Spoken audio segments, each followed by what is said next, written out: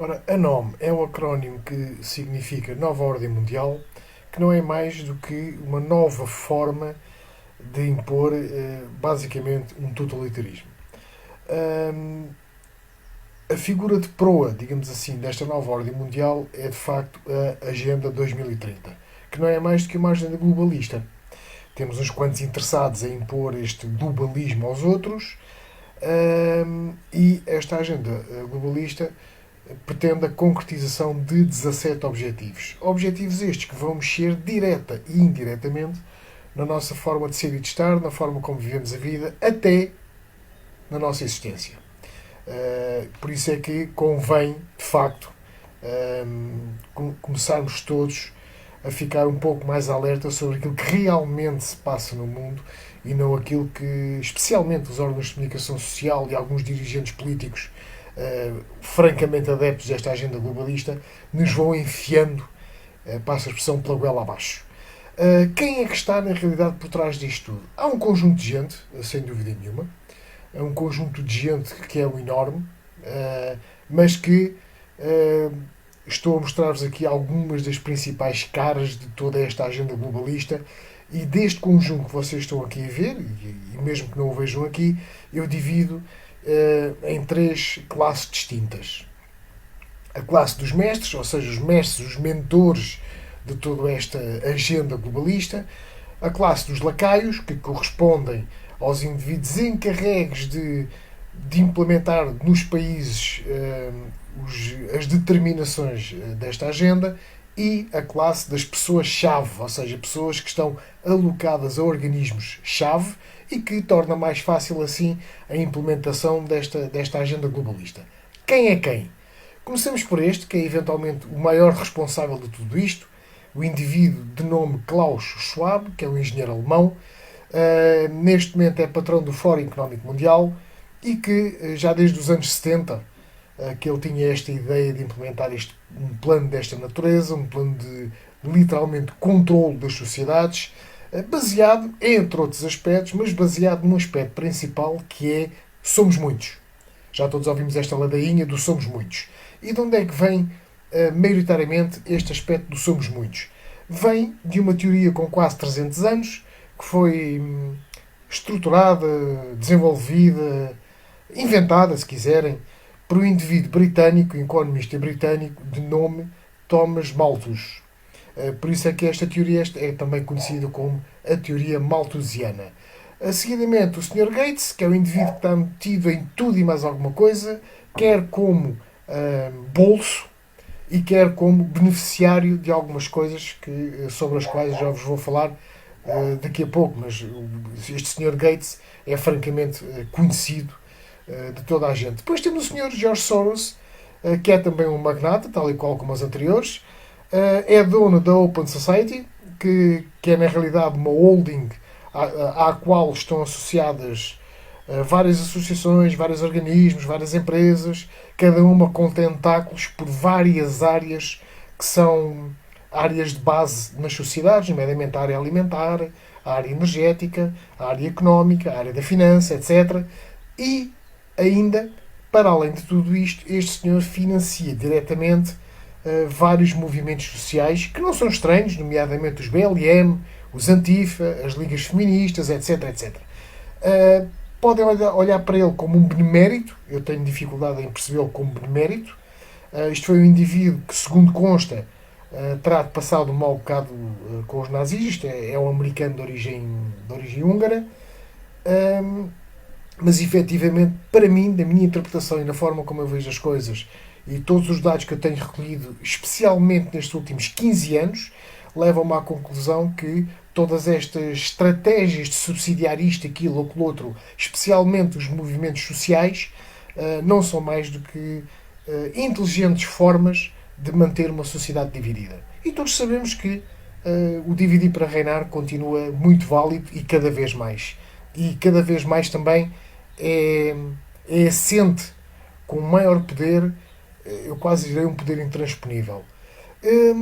Tirando estes exemplos, depois temos os exemplos dos tais lacaios, que são os dirigentes governamentais dos países que obedecem e fomentam esta agenda globalista nos seus próprios países, nomeadamente o Sr. Trudeau, que neste momento já lá não está, mas está lá outro indivíduo, Mark Carney, que pertence ao mesmo partido em termos de política, o Sr. Schulz, da Alemanha, que foi o sucessor da Sra. Angela Merkel, a antiga chanceler alemã, que também alinha exatamente pela mesma agenda, pelos mesmos princípios globalistas. O Sr. Macron, eventualmente, é um dos globalistas mais conhecido. Ele assumiu isto já aqui há algum tempo, há uns anos. Assumiu sem problema nenhum, de forma completamente descarada. E depois temos o representante do governo britânico, que ali está, vocês estão a ver, é o Sr. Boris Johnson, que já lá não está, e que neste momento o seu sucessor pertence também ao Partido Trabalhista, que é o Sr. Keir Starmer. Temos o representante da monarquia britânica, como naturalmente não podia deixar de ser, e depois temos umas pessoas-chave, nomeadamente a Sra. Ursula von der Leyen, a Presidente da Comissão Europeia, a Sra. Christine Lagarde, a Presidente do Banco Central Europeu, e o Sr. Tedros da OMS, o Diretor-Geral da OMS. E nestas situações, sempre que há uma agenda com esta natureza e com estas características que se pretende implementar, é uma agenda que tem que abranger todas as áreas essenciais à sociedade e por isto mesmo dá sempre jeito termos indivíduos como o Sr. Borrolá, o patrão da Pfizer, como o Sr. Pascal Soiron, o patrão da AstraZeneca, e como o Sr. Stéphane Bancel, o patrão da Moderna. Portanto, tudo isto farmacêuticas. Acresce isto também representantes de famílias que sempre tiveram poder, nomeadamente o presidente da Fundação Rockefeller, o Sr. Rajiv Shah, que está na calha para ser o próximo presidente do Banco Mundial. O Banco Mundial depende também do Fórum Económico Mundial. Portanto, isto é tudo malta que de uma forma ou de outra lá se vai orientando e vai percorrendo os mesmos circuitos de amiguismos desta agenda globalista, tudo para se ter a garantia de que a agenda é de facto imposta. E, como não podia deixar de ser, temos também este indivíduo, o Sr. Larry Fink, que é o patrão da BlackRock. A BlackRock é uma gigante, literalmente gigante, empresa de gestora de fundos e ativos que atua à sombra da banca tradicional. E eu interroguei-me muitas vezes ao longo destes anos se a BlackRock não será, ao fim e ao cabo, o grande testa de ferro financeiro de toda esta agenda globalista e, particularmente, do Sr. Klaus Schwab e do Fórum Económico Mundial ao qual preside. É uma hipótese, para mim é mais do que uma certeza, mas é uma hipótese, tal qual como tantas outras poderão ser válidas. Estes indivíduos, estes e outros que não estão aqui agora, reúnem-se todos os anos em Davos, na Suíça, onde definem o que é verdade e o que é mentira, o que é que a comunicação social pode ou não difundir, onde definem as diretrizes de atuação da comunicação social e onde definem, basicamente, de uma forma muito resumida, como é que nós, cidadãos anónimos, vamos viver a nossa vida e como é que as sociedades se têm a comportar mediante a determinação desta agenda globalista. Ou seja, todos eles, quando se reúnem anualmente, é como se fosse um concílio de Trento, onde ficassem definidas as maiores verdades e só aquelas, e onde ficasse definida as narrativas oficiais, entre aspas, a utilizar através da comunicação social, tudo isto para que se vá de alguma forma manipulando a cabeça das pessoas e que elas aceitem o que quer que seja que estes indivíduos imponham. Os objetivos que esta Agenda 2030 defende, os tais 17 objetivos, mexem em todas as áreas, inclusive a educação, inclusive o movimento migratório. Por isso é que temos assistido todos às alterações, quanto a mim, inaceitáveis, inadmissíveis na educação dos miúdos. Temos assistido ao que temos todos assistido no que toca ao campo da imigração. Estamos todos a passar por isto e temos assistido a isto. E estão a assistir a isto precisamente porque isto está a ser direcionado e fomentado pelos princípios e pelos objetivos e intenções desta Agenda 2030. Como não podia deixar de ser, existem várias áreas influenciadas por esta agenda. Eu selecionei apenas 4, até mesmo porque seria francamente impossível, numa intervenção curta, dissecar cada um daqueles objetivos e cada uma das áreas afetadas. Eu selecionei 4 que estão relacionadas efetivamente com a alimentação, a saúde, a mobilidade e a sociedade. Relativamente a isto, estas 4 áreas de base, todas elas são temperadas com os temas-chave, que todos conhecemos: alterações climáticas, a pegada carbónica, o excesso de população, a mobilidade elétrica, já todos ouvimos isto. Que são os temas que vão temperando as alterações que se pretendem impor em todas as áreas base, não apenas aquelas 4 que eu dei como exemplo. Para que isto ocorra, há que ter, obviamente, o papel bem assente na comunicação social. E para isso formaram-se os consórcios de comunicação social. E o que são estes consórcios de comunicação social? Não é mais nem menos do que uma autêntica pandilha, para não dizer outro termo, de órgãos de comunicação social devidamente avançados, devidamente subsidiados por todos estes interesses, para que propaguem as narrativas decididas em Davos, na tal reunião anual, no tal Concílio de Trento do século XXI, mas que a pouco e pouco vão poder criar as condições para que as pessoas aceitem o que quer que seja que eles divulguem. E para isto servem-se dos célebres princípios da propaganda de Goebbels, já falarei sobre isto daqui a pouco, mas tudo isto se destina efetivamente mediante toda esta técnica, porque isto são técnicas, de utilização destes princípios da propaganda no momento certo e no contexto certo. As pessoas vão aceitando isto, aceitando aquilo, ou seja, basicamente vão transformando sociedades sapiens em sociedades ovinas. Este consórcio comunicacional e o seu papel ficou bem claro num excelente documentário da Oracle Films, apresentado por John Bowe, e na qual ficou também muito claro mesmo, foi evidenciado de forma a que toda a gente compreenda o grande papel dos famosos fact-checkers. Sabemos qual é o papel destes fact-checkers, já sabemos muito bem que sempre que existe uma informação factual, lá vem o fact-checker dizer que investigou aquilo, e aquilo é impreciso ou não corresponde à verdade, já sabemos disto. E depois utilizam a expressão fact-checker independente. Isto não existe, isto é utópico. Isto é absolutamente utópico. Por isso é que temos assistido também, não só por força destes fact-checkers e de toda a influência de uma comunicação social comprada, para mim, mas também temos assistido a isto devido também aos detalhes, determinações da mesma agenda globalista. Portanto, eles é que definem o que é verdade e o que é mentira. Isto, obviamente, todos sabemos as reais implicações disto.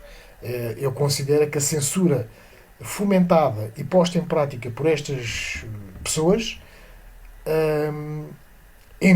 literalmente encosta a um canto bem pequeno a censura utilizada noutros regimes, nomeadamente o regime nazi, o regime stalinista, o regime salazarista, etc, etc, etc. Afinal de contas, há sempre forma de fazer pior, e isto é precisamente a prova disso mesmo. E não há como eu olhar para tudo isto e para outros iguais e não vejo mais nada que não seja isto. Não há outra forma de ver as coisas, infelizmente. Falando agora dos princípios da propaganda de Goebbels, é inevitável que eu não me lembre destes princípios de cada vez que vejo os certos ou programas completos relacionados com notícias ou com a comunicação social. É inevitável eu não me lembrar destes princípios. E vão perceber porquê. Que princípios são estes? A simplificação e do inimigo único, o princípio do contágio, da transposição, do exagero e desfiguração, da vulgarização. O que é que isto representa na realidade? No primeiro, significa focar-nos no inimigo único e universal, associar o inimigo a uma ameaça generalizada, atribuir ao inimigo os próprios erros, ampliar factos ou mentiras para criar pânico ou medo. Eu destaco destes o foco no inimigo único e universal. Destaco também este princípio de ampliar factos ou mentiras para criar pânico ou medo, e destaco o associar o inimigo a uma ameaça generalizada. Para além destes, existem ainda os princípios restantes que incorporam todas estas técnicas, nomeadamente a orquestração, a renovação, a verosimilhança, o silêncio, a transferência e a unanimidade. O que é que significam os principais destes? Pelo menos que eu identifico como os principais, os mais notórios. Basicamente, o primeiro, repetir mentiras até que se tornem verdade. O segundo, bombardear as massas com nova informação para evitar a reflexão.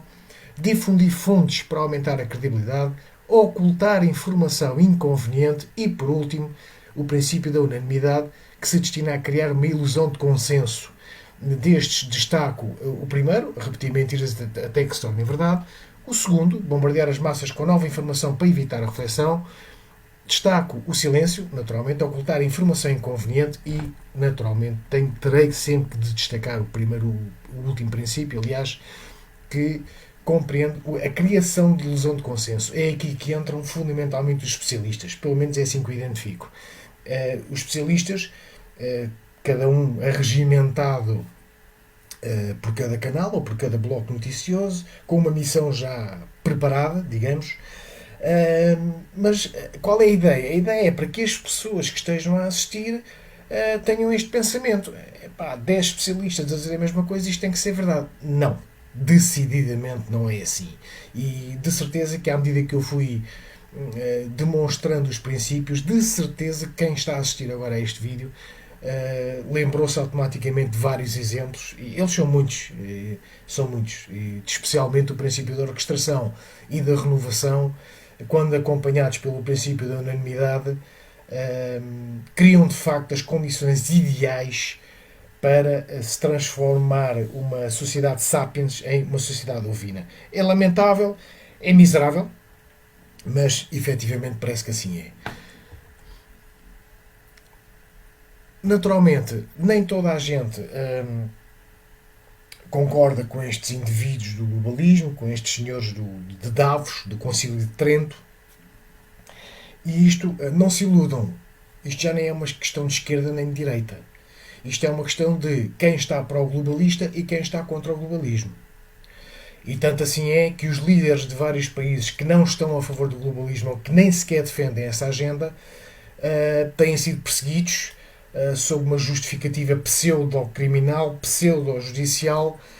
A ideia é afastá-los das eleições para que esta agenda não corra o risco de ver algum dos inimigos eleito. Por isso é que temos assistido, particularmente nestes últimos anos, a uma completa tentativa da comunicação social, usando e abusando de várias técnicas, particularmente os princípios da propaganda, que eu vos acabei agora de demonstrar, mas dizia eu que temos assistido a um massacre gigantesco da comunicação social a qualquer líder partidário ou líder governamental que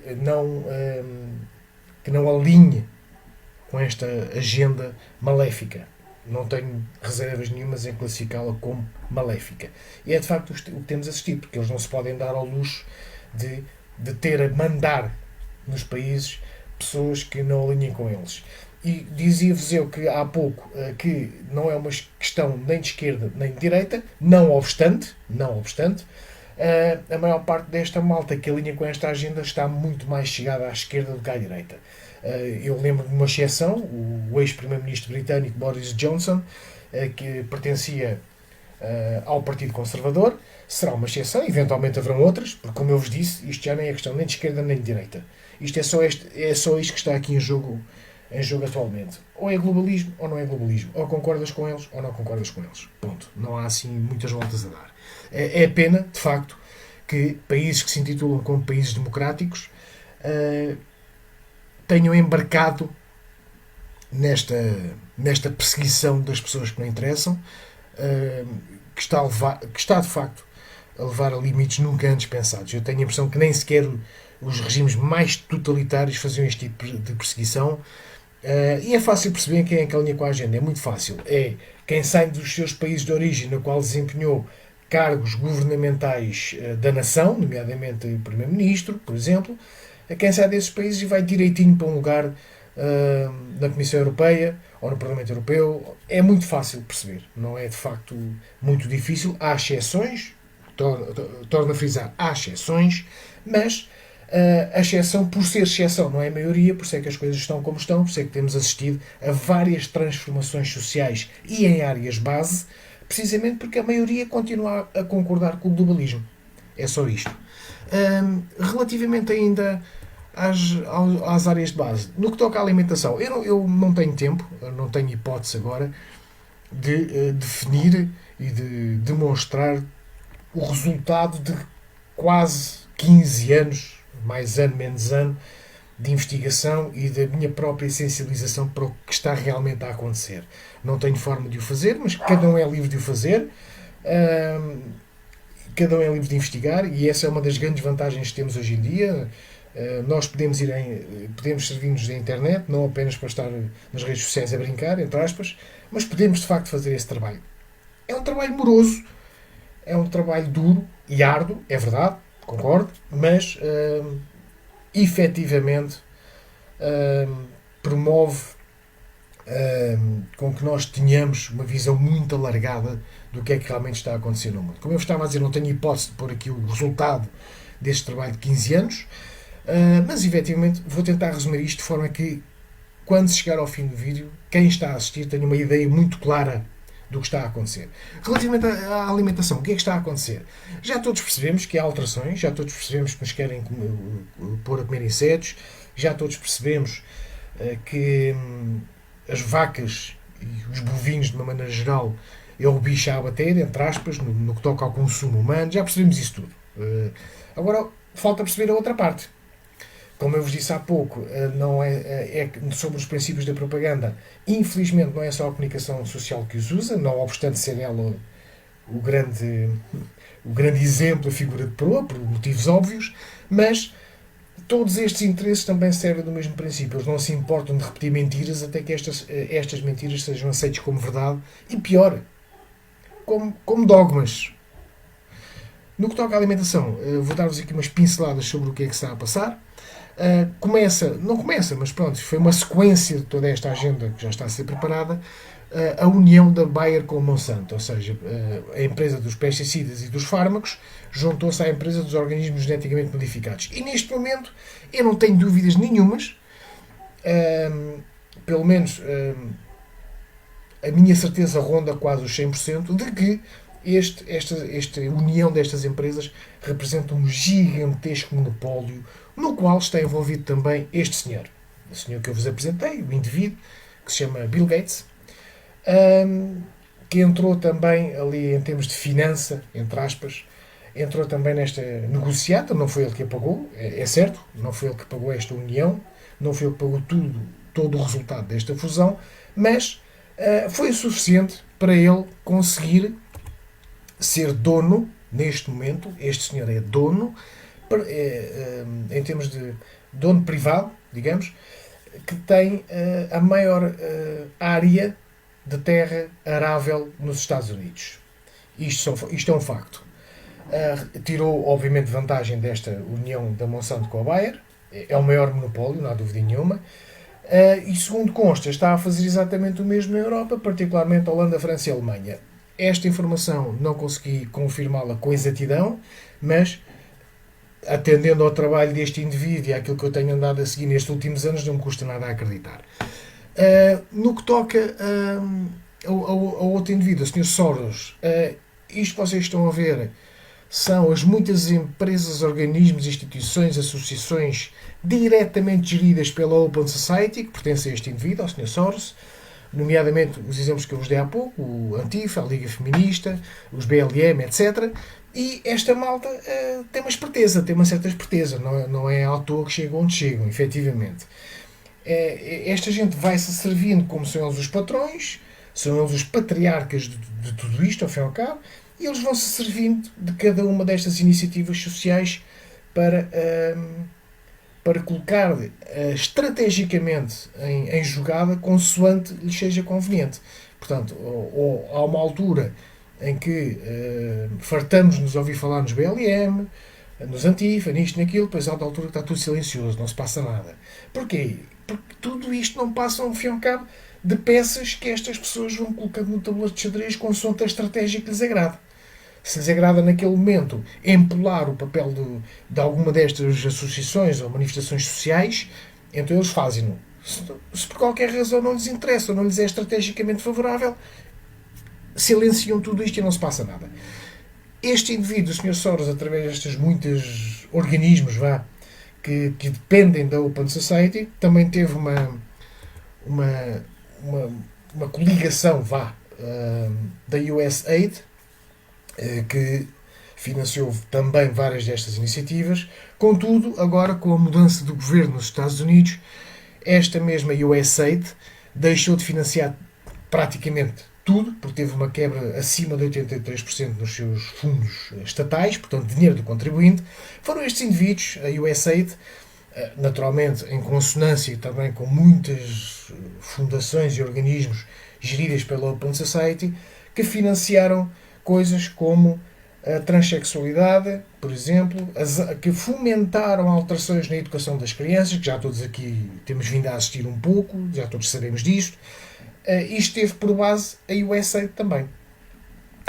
Como eu vos disse há pouco, com a entrada do novo governo dos Estados Unidos, os fundos desta USA caíram mais de 83%, o que culminou com o envio, em fevereiro deste ano, de um e-mail por parte desta USA aos diversos interessados, a comunicar o fecho de atividade, mantendo-se apenas em questões administrativas.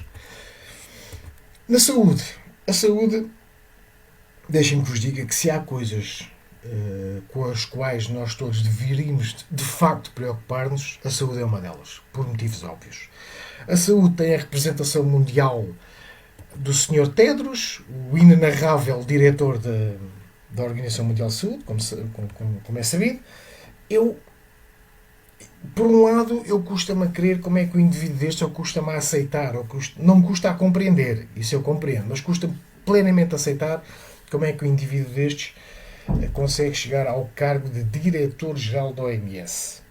Mas isto vem também na sequência daquilo que eu vos expliquei logo ao início deste vídeo, de que esta agenda globalista coloca as pessoas certas nos sítios certos. E só assim é que eu consigo justificar a chegada deste indivíduo e a sambarcar a diretoria-geral da OMS, tendo em conta as graves suspeitas que há no seu país, que para mim são certezas, e não vos digo isto de ânimo leve, isto é tudo o resultado de uma tal investigação que desde sempre tenho feito, particularmente nos últimos 15 anos. Portanto, infelizmente é assim. E segundo consta é o seguinte: este indivíduo, quando assumiu o cargo de Ministro da Saúde do seu próprio país, não dando condições às pessoas para conseguirem sobreviver à epidemia de cólera que graçava naquele país, na primeira década deste século, não dando absolutamente condições, foi responsável direto pela morte de milhares de pessoas no seu país. Pronto.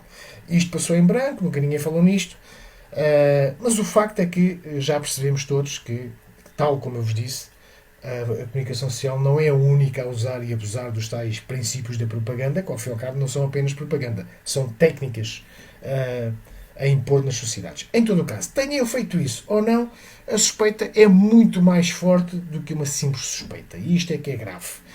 Ninguém se investiga, já a senhora Ursula von der Leyen está envolvida, eu nem sei em quantos processos ou suspeitas em concreto é que a senhora está envolvida, mas o fato é que isto passa tudo pelos pingos da chuva. Bem, voltando aqui ao Sr. Tedros, dentro da área de saúde, ele teve a infeliz ideia de se lembrar de criar um documento a ser assinado por todos os países que daria à OMS o poder absoluto sobre as sociedades desses países. Ou seja, seria inclusive, estaria num patamar acima da Constituição própria de todos os países. Este documento foi o famoso Tratado Pandémico, que teve duas revisões, uma em fevereiro de 2023 e a segunda revisão em março de 2024. E presumo, não sei agora, não vos consigo confirmar de memória, mas presumo que ainda teve outra terceira ou quarta revisão. Bem, resultado, este tratado foi encostado. Foi encostado porquê? Porque se percebeu o que é que a OMS pretendia. E o que a OMS pretendia, além daquilo que eu vos disse ainda agora, era ter o controle total e absoluto dos destinos das sociedades. Ou seja, na prática, sempre que a OMS se lembrasse, Vai haver a pandemia A, temos que picar as pessoas com a vacina B. Vai haver a pandemia C, temos que picar as... Quer dizer, passámos o tempo todo em pandemias e em vacinas e nisto e naquilo e naquilo outro. Obviamente que alguma coisa aqui não está a funcionar muito bem. Alguma coisa aqui não está certa. Lembro na altura, entre profissionais de saúde, como eu, que sabiam desta questão do tratado pandémico, e entre aqueles que não faziam a mínima ideia do que é que estava a ser discutido, mas todos eles me deram uma resposta unânime, que foi: o tratado pandémico é bom para ajudar o mundo a combater pandemias, os países a alinharem-se em termos de procedimentos para combater a pandemia, etc, etc, etc. Mas nunca ninguém me soube explicar o que é que na realidade a OMS pretendia com isto. Aliás, eles nem sabiam, quando eu falei com eles sobre isto, nem sequer sabiam tão pouco. E isto é que é grave. Nós não podemos ter profissionais de saúde, ainda por cima altamente diferenciados, como sejam médicos e enfermeiros, aos quais este tipo de situações passa completamente ao lado. É impossível, não pode, não deve ser assim.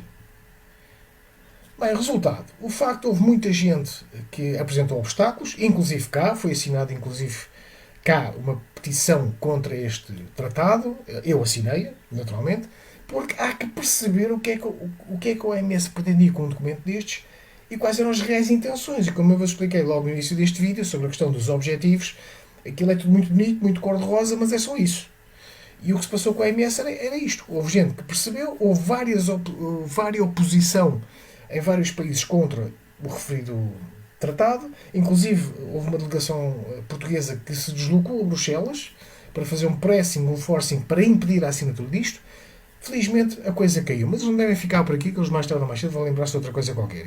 E isto é mais um daqueles temas em que, francamente, todos nós temos que começar a acordar para isto.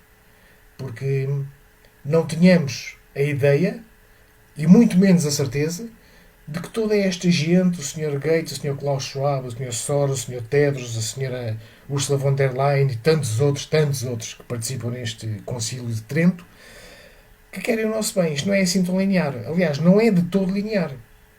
Portanto, é bom que as pessoas comecem francamente a ficar conscienciosas sobre o que é que lhes pode acontecer, com muita probabilidade acontecerá, e consigamos todos começar a ter uma certa visão crítica, que é o que faz falta hoje em dia. Pelo menos parece-me que sim.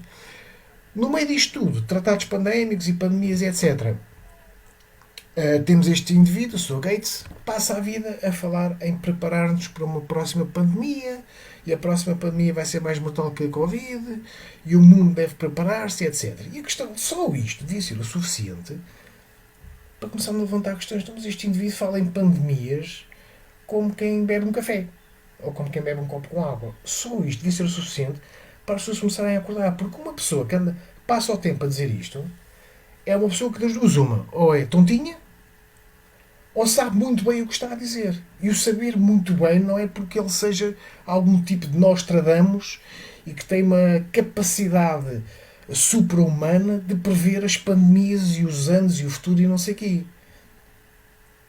O interesse dele vai muito além disto. E isto é que é grave. As pessoas têm que começar a acordar para este indivíduo. Eu não tenho confiança nenhuma nele. E agora a questão é, este indivíduo, no contexto da saúde, é o patrão do projeto Gavi, que é a Aliança Mundial para Vacinas e Imunização. Este projeto Gavi, não se esqueçam o que eu disse, ele é o patrão deste projeto. Este projeto Gavi foi o que concordou com o Conselho Europeu, através da Resolução 2361. No ponto 5 está explícito a relação entre este projeto Gavi e a aquisição e distribuição de vacinas na Europa. Portanto, foi o projeto Gavi de Bill Gates que ficou diretamente responsável por disponibilização das vacinas para que se inoculassem, segundo as contas deles, mais de 700 milhões de europeus. Obviamente não aconteceu. Nem toda a gente foi vacinada.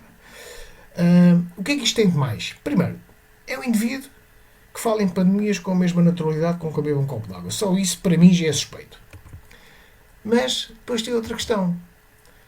Este Sr. Gates, através da Fundação Bill e Melinda Gates, são acionistas maioritários do Instituto Pirbright.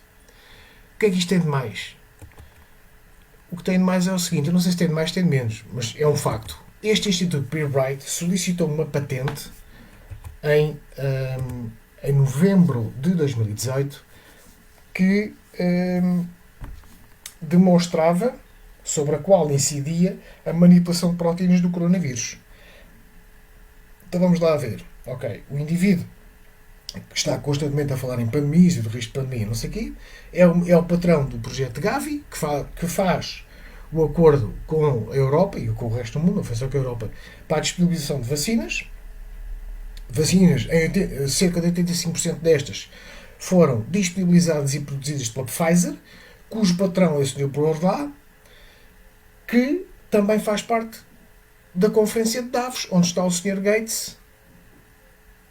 No mínimo, isto é suspeito. No mínimo, eu penso que sim, acho que é suspeito. Mas calma que ainda não acaba aqui. Este Sr. Gates anda há muitos anos a dar palestras, porque toda a gente ouve. É uma coisa que eu acho no mínimo curioso, toda a gente ouve este indivíduo. E nas palestras que ele dá, ele já faz isto há anos, nada disto é de agora. Nas palestras que ele dá aparece sempre esta equação. Ou seja, ele relaciona as pessoas com os serviços exigidos por cada pessoa, com a energia gasta por cada serviço e com o carbono produzido por cada serviço, e coloca tudo na mesma equação, inclusive o CO2. Portanto, as pessoas são responsáveis pelo CO2 na atmosfera, que segundo ele tem registado valores muito altos, etc, etc, etc. Pronto, ok. Eu acho curioso sobre esta questão do CO2 porque já por várias vezes tenho assistido a sessões plenárias do Senado dos Estados Unidos e recordo-me de uma em concreto. Isto há de estar disponível na internet para quem quiser confirmar. Eu recordo-me de uma em concreto, uma grande discussão, uma acalorada discussão sobre o CO2, como é que se diminui, como é que não. E havia uns quantos deputados, maioritariamente ligados ao Partido Democrata, que insistiam muito nesta questão, temos que baixar o CO2 porque é muito perigoso, etc, etc, etc. O Senado parou quando houve um senador que colocou uma questão muito simples. E estas pessoas que estavam fazendo forcing nisto e temos que parar e etc, o CO2 é muito alto, colocou-lhes só uma questão: qual é a quantidade presente de CO2 na atmosfera? É uma questão lógica para quem está a discutir isto e para quem quer fazer exigências de trilhões de dólares sobre a questão de baixar o CO2. É uma questão lógica, então, mas qual é a quantidade de CO2 presente na atmosfera? E ninguém sabe responder. E isto é que é grave. Nós temos pessoas destas a decidir o nosso futuro, a imporem medidas, a impor obrigações, a impor proibições, e nem sequer sabe responder à questão mais básica. Então, mas qual é a quantidade de CO2 presente na atmosfera para haver este alarido tão grande? Houve uma até que respondeu 10%. Eu ouvi aquilo e pensei, esta gente sabe o que é que são 10% disto? Ou nem por isso. Bem, resultado. Isto para não me alongar mais, recomendo, não se esqueçam disto que viram sobre o Sr. Gates, recomendo que vejam o vídeo que vem a seguir, e no fim, convido-vos a retirar as ilações e as devidas conclusões. Great job on new vaccines, healthcare, reproductive health services. We could lower that by perhaps 10 or 15%. A question. You said that you'd heard that there was basically a plan to eliminate a third of the population. The population of the world, and Africa was the main target because the people there are worthless. I just want to say that a colleague of mine, and I make it clear when I say a colleague, someone I know professionally, who is very highly placed. He's not a friend. He's just someone I know who went to the conference at Davos just recently. And the people who go to Davos are the architects and controllers of money and the politics of the world. And he came back and he said to me that it is a definite systematic plan, because they have worked out they need to get rid of at least a third of the people on the earth. And I said to him, does that include me? And he said, no, it doesn't include you, because you're of European stock. You're one of us. Yeah, well, I'm not one of them, these are not my words. These are Bill Gates' words. Yes. Just Google Bill Gates and depopulation and sterilization. You'll hear out of his own mouth the plan. And then if that's not enough for you, then listen to Henry Kissinger in his words, where he talks about how this is a win-win situation. Learning from you, Dr. Young, is that a quadrillion-dollar enterprise is at work amongst us, decimating, culling the human family. Intentionally, using synthetic molecules, which by design are cancer, AIDS, all of the bogeymen you could dream up. Yeah, it's for the purpose of sterilization and population control. There's too many people on the planet we need to get rid of. In the words of Bill Gates, at least 3 billion people need to die. So we'll just start off in Africa. We'll start doing our research there, and we'll eliminate most of the Africans because they're deplorable. They're worthless. They're not part of this world economy. So they have their rights taken away, and they're suppressed and they're experimented. And the multilateral agencies and the health and regulatory so-called authorities and agencies appear